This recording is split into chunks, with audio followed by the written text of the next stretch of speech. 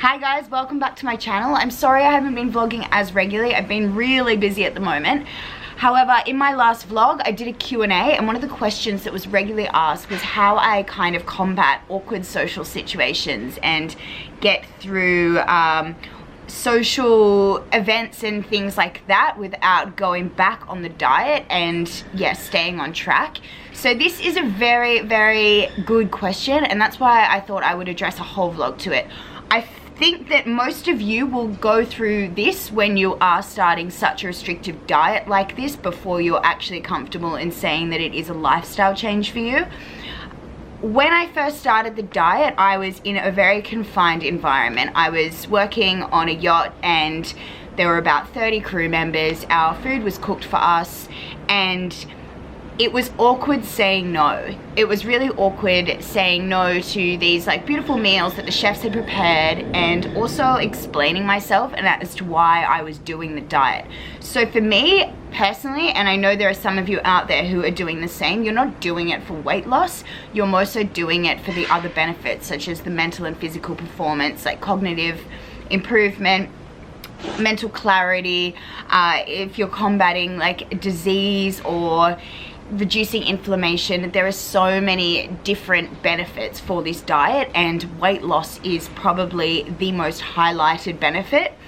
So it probably took about 2 weeks before the weight started rapidly dropping off. So the first thing to go was water weight, so my face kind of slimmed down and yeah, just the bloating had gone, and that's when people started to comment, and that's when they started to talk as well. So I'd lost all this weight and people don't understand the diet, I guess you could say. There isn't enough awareness and there's not enough education out there, so people just kind of see it as a restrictive way, just another fad diet really. I kind of kept to myself on the topic, so initially when people would ask me about it, I would speak freely about it, and I kind of learnt to not do that because explaining myself became really difficult. But gradually I started to kind of just do it quietly, and that's a tip that I would absolutely recommend when starting a diet like this. You're doing it for yourself, you're not doing it for anybody else, or you should be doing it for yourself. So I just think that you should be surrounded by positive people who are going to, you know, influence you and support you in a positive way. So eliminating conversations that will kind of question your reason for doing something like this, just my advice is just to stay quiet about it, and if somebody is supportive and they welcome the conversation, then absolutely go into depth. But in the initial phases, the fail rate is quite high because it can be quite tricky, especially if you're struck with what's called the keto flu. The next thing was going home. So I had a month's leave where I flew back to Australia, and when I came home, everyone was just like, whoa, what have you been doing? I was like buzzing with energy. I looked like, I'm gonna say it myself, I looked fantastic. I'd lost all of my water weight. The muscle tone that I'd worked so hard for in the gym was visible, and I could actually prove that I did work really hard and train really hard. From there, I remember being at my sister's place, and my brother said to me, he was like, it sounds like you've joined a cult. And I kind of thought about it, and I'm like, I guess it does seem like that. However, I'm just so passionate and I believe in the diet so much that I honestly think that it would change so many lives. So therefore, I'm going to try and spread the awareness. And that's where my videos kind of came from. When I'm in social situations, so eating out for example, I have learnt to navigate my way around a menu very, very well. I can pick and choose. So I would say in the initial phases of the diet, familiarize yourself with an app such as MyFitnessPal or Chronometer or something like that, and just literally log everything, put everything in there. Even if you know it's a carb, it's just so interesting to put it in and see the macro content, the nutritional value of each ingredient, and this will make your life so much easier when you're out, because you're not wondering whether or not something is higher in carb, or it's higher in protein, or it's not high enough in fat but the carb's up, and you become very, very good at looking at a plate of food and just knowing what's going to keep you in ketosis, kick you out of ketosis, or prevent you from progressing into ketosis. There was a period in there where it was danger zone, where it was potentially an issue, and it's because I'd come from this environment overseas where I was so restrictive and I had such a routine, and then coming home and all of my friends are here, I've got social events on, I'm working like a different job, so I was back in the hospital, and I obviously had to transition what I was doing there back to Sydney, and that was really tough for me. So when I first came back, I remember the first weekend we had an event on, and I didn't want to drink. I was scared of drinking. I hadn't drunk in like a month, and for me that was, yeah, that was like a risk of me moving out of ketosis, and I didn't want to do it only because I knew how hard I worked to get in there and get in there comfortably. When I went back to Italy, and things panned out as I was, you know, as my stay in Australia lengthened and I became a little bit more normal, and I went back overseas, and we went away for a weekend, and it was in Italy, and we were skiing, and there were genuinely no options of food for me. Like, I remember one night we'd been on the slopes all day, and we went to this little town nearby, and I could not find anything to eat. So I reverted back to like bread, and I just like ate a normal night, drank some wine,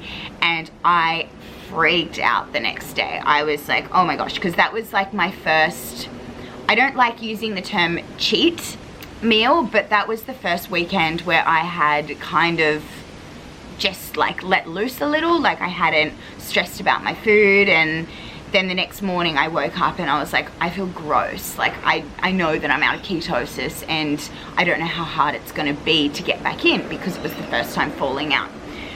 On the Monday, I checked my urine with the urinalysis strips, and I was back in after a fast until, I think I fasted until 12, and that's when I was like, oh my gosh, like it's not a big deal. You can fall out, you can get back in, you can absolutely get back on track. You can fall off the bandwagon, and it won't be as grueling to get back in and be comfortably in. Another problem I faced was restricting the foods and not going too far with the restrictions. So I'm going to tell you like a little story about something that happened in Bali, and I actually haven't really opened up about this too much yet. I'm opening up to, like, you know, thousands of people.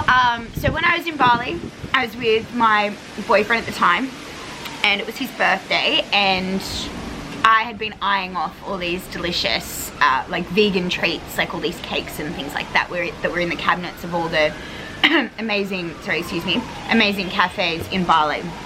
And on his birthday, I had told myself that that was going to be my official cheat day, and I don't think like this anymore, but back then that was going to be my cheat day. So I had plotted to have a bit of cake and just, like, you know, let loose with the diet, eat whatever I wanted, and hopefully not feel guilty about it, and then get back on track the next day. When we were getting on our bike to go to the cafe to get the cake, he kind of turned to me and like said, if this is going to bug you out and it's going to ruin your day, I'd rather you not do it, and I don't think you should do it if it's going to stress you out. And at that point I hadn't really thought anything of it. I was like, yes, sweet, I'm going to have a cheat day. I've been looking forward to like these amazing assortment of cakes. And I know some of you would be like, oh, if you're going to have a cheat day, why would you go like a vegan cake kind of thing, because they're all refined sugar free and things like that. I try and go the healthiest I can. And so that was going to be my treat. And anyway, he turned to me and said, if this is going to bug you out, blah, blah, blah, then don't do it. And in the time that it took for us to get from our hotel to the cafe, I had like freaked out. I absolutely freaked out. In my head, I was just like, oh my God, he's right. Like, this is too much. It's too much pressure. Like, I've planned for this. Like, I shouldn't plan for these things. Like, I should just let it happen. Because in the past, when I have eaten something that isn't keto friendly or is higher in carb, I've always just done it because I felt like it, and then kind of just gotten back on track and gotten on with it. Whereas this time I'd planned, and that really bugged me out. I hadn't eaten sugar in a really long time, and that really played on my mind. Ordered the cake, sat in the cafe, and I didn't want to eat it. I didn't want to have it. I looked at it and I just couldn't do it. I was scared of the cake, and I know that it's not even bad. Like, it was like a healthy treat, but the pressure of putting the focus on me and this treat, this cheat day, was too much for me. It was too much for my mind. And then that's when I kind of thought, shit, I've got a problem. I've got a problem. I'm restrictive eating, and I've taken it too far, and now I can't snap out of it. I can't snap out of it to be in a normal situation. And that really freaked me out. I sat there for about 20 minutes, and then eventually had some, and I finished it, and by the end of it, I just felt better. I'd done it, and it wasn't like a high five because you just ate the cake that you were terrified of. It was bigger than that in my head. And from that little episode, I have grown from that so far. I no longer plot treats and things like that. I just eat them whenever I feel like it, and I don't overthink it, because that was a huge lesson. I caught myself. I was thinking in a really unhealthy way, and I just gone through this process of healing my mind from restrictive eating, overtraining, binging, that vicious cycle that a lot of particularly females have. And I was just so disappointed that I had, you know, moved in a way worse direction. And yeah, I learned a lot from that. I had somebody ask me, and he's a young guy, and he just said, he was like, I go to the football and the boys are doing rounds of beers. How do I say no to that? Like, how do I say no to that kind of social pressure? And it's a matter of being so confident in yourself, getting a grip of the diet, making it a lifestyle so it becomes you, so you do have the power to say no. For me, I have this incredible strength that I don't really care what anybody thinks. The amount of times I've ordered a gin and soda at the bar and they've given me gin and tonic and I've given it back. I know that's really annoying and it's really rude. Sorry to the bartenders out there. I know that you would hate that. I've been a bartender myself, and a lot of people who wouldn't understand this diet, they'd be like, what's the difference? Just drink it. I made it. What a waste. But for me, my body is a temple. That tonic water is something that will make me feel sick and, you know, prevent me from feeling the best that I feel. When I first started, I found myself saying, I can't a lot. So somebody would offer me something and I'd be like, oh, I can't, it's not keto. Or I can't, I don't feel like it. Whereas now I've moved towards nah, I'm okay. I don't want that. I don't want that, because it makes me feel like this. If you do have to justify it, and don't justify it if you don't want to, because it's you and your lifestyle, your body. If you are in a social setting and you want to participate in what's going on, whether or not it's sharing a meal, or if it's drinking alcohol, or just doing something that you know may affect your chances of staying in ketosis, being in ketosis, or progressing into ketosis, don't let it get to you too much. In the initial phases, I'm not gonna lie, this diet took over my life. I was tracking everything. I was researching. I was so drawn into the information that was provided for this diet, and that kind of really took control. It's all I wanted to talk about. It's all I wanted to think about. And you have to understand that somebody else might not want to talk about it as well. So just be careful who you do plan to speak to about it. And in social situations, don't not go to something because you're worried that you are going to be negatively influenced. And it's not hard to get there. Get to a point where you can go to events and things like that, and you are in such control that you can make alternate decisions. But overall, in a social situation and family events and when people want to cook for you, I am just so in touch with this lifestyle and myself that I am not ashamed of talking about it. I'm not ashamed of telling somebody that I am on this pathway, journey, I guess you could say, whatever.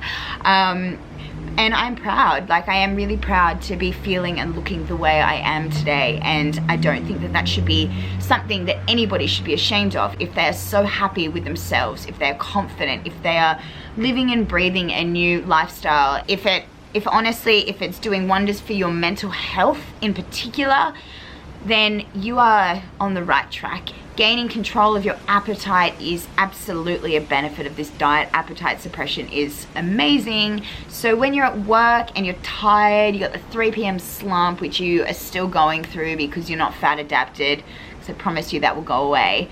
And you know, there's a plate of biscuits or cake, like there's a party at work, and especially to the nurses out there, I absolutely know that feeling. But it's gaining a power of control where you can say no, you don't feel like it, you don't want it. You can wait until you get home. If you're hungry, you can make way more well-informed decisions as to what's going into your body and the effect it's going to have on your energy levels and your digestive system and yeah, just everything, and body composition, of course. If you have a history of restrictive eating, I would suggest being careful with the tracking. That can really, really mess with you. Setting a healthy goal, it can also help you if you do have a history of restrictive eating. So if you're putting your goal and your macros into a tracking app and you're making sure that you have to get there by the end of the day, when previously you would have eaten a lot less than that, remember to listen to your body. That's the most important thing. But I hope that you kind of can get something out of this vlog. It's something that is very tricky to introduce to a social situation, and until there is enough awareness spread, realize the benefits and how great they feel. Unfortunately, you do have to kind of combat the negative attitudes, you know? But I can't stress more, if something is working for me and I'm happy about it, I don't preach. For example, intermittent fasting, that works amazingly for me. Like I literally experience all of the benefits, whereas it might not work for somebody else. I will follow in routines and behaviors that will make me feel the best that I can feel. And unfortunately, that might not make the person beside me feel as equally as good. So it's just a way of establishing your own routine and figuring out what is best for your body and your mind. But thank you so much for watching, and I will see you next time.